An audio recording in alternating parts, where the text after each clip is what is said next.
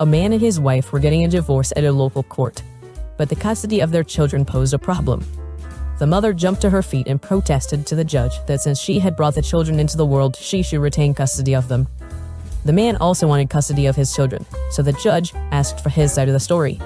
After a long moment of silence, the man rose from his chair and replied, "Your Honor, when I put $1 into a vending machine and a Pepsi comes out, does the Pepsi belong to me or to the machine?" He won the case. The guy decides to buy his new girlfriend a pair of gloves for Christmas. After all, they've been dating for 3 weeks, so it seems like the ideal gift. Romantic, yet not too personal. He asks his girlfriend's younger sister to accompany him to buy them, then she can point out the pair that he would like. They go to the mall and the sister points out a pair of white gloves, which the guy then buys. The sister picks up a pair of panties for herself and buys them. But during the wrapping, the clerk mixes up the parcels. As a result, the sister gets the gloves and the guy takes home a gift box containing the panties. Without checking, the guy rushes to his sweetheart, but only after drafting a loving and helpful note to accompany the gift. The note read, "I chose these because I noticed you are not in the habit of wearing any when we go out in the evenings. If it had not been for your sister, I would have chosen the long ones with the buttons, but she wears the short ones that are easier to remove." A man and his wife walked into a dentist's office. The man said to the dentist, "Doc, I'm in a hurry. I have 2 buddies sitting out in my car waiting for us to go play golf. So forget about the anesthetic and just pull the tooth and be done with it." The man continues, "We have a 10 a.m. tee time at the best golf course in town and it's 9:30 already. I don't have time to wait for the anesthetic to work." The dentist thought to himself, "My goodness, this is surely a very brave man asking to have his tooth pulled without using anything to kill the pain." So the dentist asked him, "Which tooth is it?" The man turned to his wife and said, "Open your mouth, honey, and show him." Father told his 3 sons when he sent them to the university, "I feel it is my duty to provide you with the best education possible, and you do not owe me anything for providing that. However, I want you to appreciate it. As a token, I want each of you to put $1,000 into my coffin when I die." And so it happened. His sons became a doctor, a lawyer, and a financial planner, each very successful financially. When their father's time had come and they saw their father in the coffin, they remembered his wish. First, it was the doctor, who put $20, $50 notes onto the chest of the deceased. Then came the financial planner, who also put $1,000 on his father's chest. Finally, it was the heartbroken lawyer's turn. He reached into his jacket pocket, took out his checkbook, wrote a check for $3,000, put it into his father's coffin, and took the $2,000 cash. He later went on to become a member of parliament.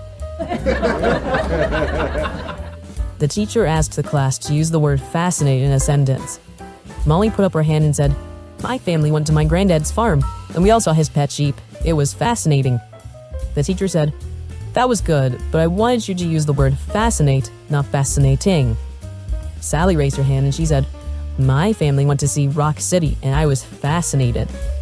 The teacher said, "Well, that was good, Sally, but I wanted you to use the word fascinate." Little Johnny raised his hand, but the teacher hesitated because she had been burned by Little Johnny before. She finally decided there was no way he could damage the word fascinate, so she called on him. Johnny said, "My Aunt Carolyn has a sweater with 10 buttons, but her tits are so big she can only fascinate." The teacher sat down and cried. Mary needed veggies for dinner, but her nails weren't dry yet, and she had friends coming over. She sent a text to her husband. "Honey, please don't forget to buy vegetables on your way back from the office. And Priscilla says hi to you." Paul, her husband, replied, "Who's Priscilla?" "Nobody. I was making sure that you read my message." Paul took a moment, then replied, "But I'm with Priscilla right now. So which Priscilla are you talking about?" Mary couldn't believe it. She had had suspicions for a while. "Where are you?" she asked back. "Near the vegetable market." "Wait, I'm coming there right now." Forgetting about smudging her manicured fingernails, and her friends were coming over. Mary snatched the car keys, and within 10 minutes, she was at the market. "Where are you?" she texted her husband. "I'm at the office. Now that you're in the market, buy whatever vegetables you need." When I was about 9 years old, my father forced me to go with him to a funeral of a friend of his that I didn't know. When we got there, I stayed in a corner, waiting for time to pass by. Then a man approached me and said, "Enjoy life, boy. Be happy because time flies. Look at me now. I didn't enjoy it." He then passed his hand over my head and left. My father, before leaving, forced me to say goodbye to the dead person. When I looked in the coffin, I was startled that the man who was talking to me when I was in the corner was the same man in the coffin. For several years later, I was not able to sleep properly, with repeated nightmares and psychological disorders. I was terrified of being alone. I visited many psychologists. I didn't turn off the light at night, and several other turmoils that I had to endure throughout my adolescent ages. Years later, I discovered something incredible that changed my life. That dead idiot had a twin brother. Dan married a woman with an identical twin. Less than a year later, he was in court filing for divorce. "Tell the court why you want a divorce," said the judge. "Well, Your Honor, every once in a while my sister-in-law would come over for a visit, and because she and my wife look exactly alike, every once in a while I'd end up making love to her by mistake," said Dan. "Surely there must be some difference between the two women," the judge said. "You'd better believe there is, Your Honor. That's why I want the divorce." Little Johnny comes to Mommy and says, "Mommy, I want a dog." "No way," says the mother. "Dogs are dirty, messy, and leave hair everywhere and smell." Johnny says again, "I want a dog." His mother says, "I've already said there won't be any dog here. Wish anything else." Little Johnny thinks for a minute and then says, "Fair enough, Mom. I want to play a mother and father." Mother, thinking it sounds a little like incest, thinks about for a minute and says, "Okay, one cannot hurt. We can do that, Johnny." Little Johnny looks at her and continues, "Go get a bath, put on some nice clothes, and wait for me in your bedroom." Mom does as Johnny wants and patiently waits for her son. Suddenly, little Johnny storms into the room, sees his mother laying on the bed and screams, "What are you just lying around here, old woman?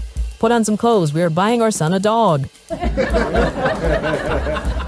A young wife went into labor while her husband was overseas serving in the war. The next day, he got the news that his wife had delivered twins. He got to a phone and called her right away.